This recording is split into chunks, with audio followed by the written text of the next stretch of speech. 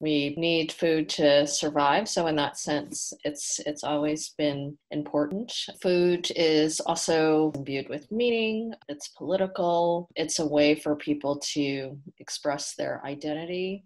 It's central to people's culture and to fellowship.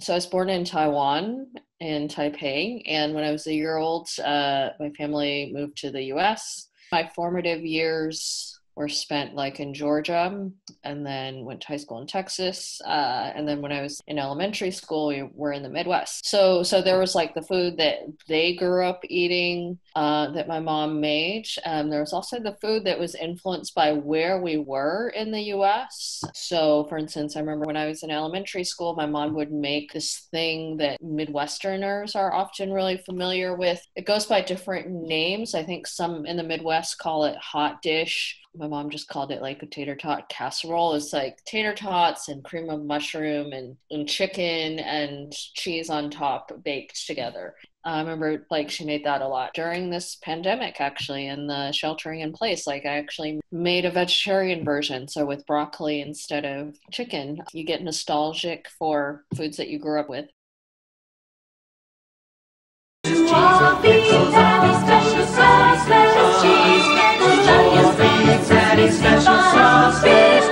It's a good time for the great taste of McDonald's. Starting in the 1970s in particular, like you also have fast food chains advertising a great deal. There's a lot of work done on how we're kind of genetically predisposed to favor foods high in fat, salt, and sugar. And so, the types of food proffered by these chains are high in all of those things. If one is, Mexican American, the authentic tacos, for instance, that could be part of your diet because that's what people in your culture, authentic, quote unquote, ethnic foods don't eat. And that includes Mexican food. They aren't necessarily more fattening or unhealthy than any other types of food. It's the way in which those foods have become Americanized that maybe may distort the actual nutritional profile of those foods. Japanese traditions date back thousands of years. Some have changed slightly. Some have even made it to America. Like the authentic taste of Nissin's Top Ramen, an original recipe of succulent noodles in a broth flavored with oriental spices. And for a full delicious meal, just add meat and vegetables. So if you want traditional Japanese noodles, but don't want to spend centuries at the stove, use your noodle and try Top Ramen from Nissin.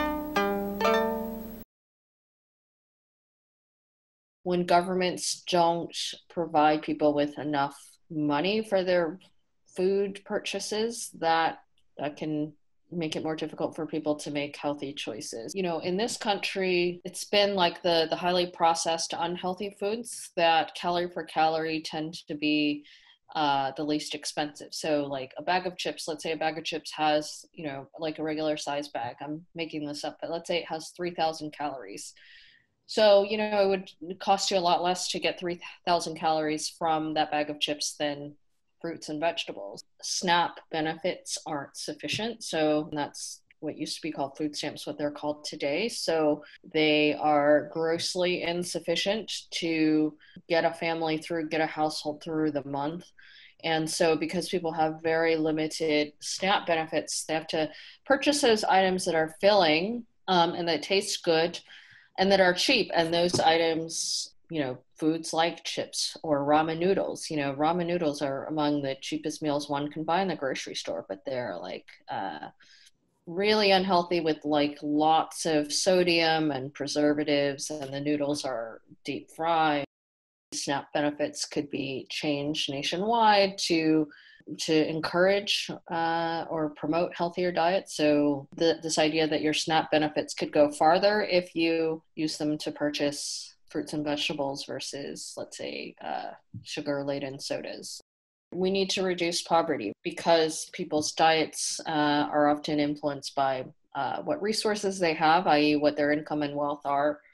If we can elevate all Americans to, a certain income level, perhaps that could also improve their diets.